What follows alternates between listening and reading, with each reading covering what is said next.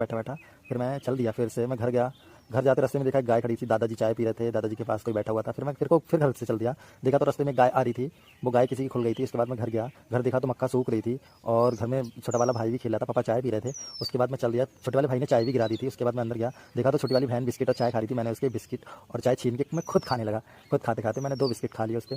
फिर मैंने 2 और लिए, फिर उसके 4 बिस्किट हो गए। अब वो रोने लगी। वो कह रही थी भाई मेरे बिस्किट मुझे ला के देना। मैंने कहा ओके ठीक है, मैं घर से चल दिया। घर पे जाते जाते फिर मैंने देखा कि छोटे वाले भाई को पापा और छोटा भाई उसे खिला रहे थे। खिलाते खिलाते उसे मतलब उसके हाथों में दर्द होने लगा, तो पापा ने उसे ढील दिया। फिर छोटा भाई, फिर भाई ने खड़ा करा उसे। अब वो उससे कह रहा था कि अब तुम लेटो मैं करता हूँ, तो फिर वो खुद उसे करने लगा।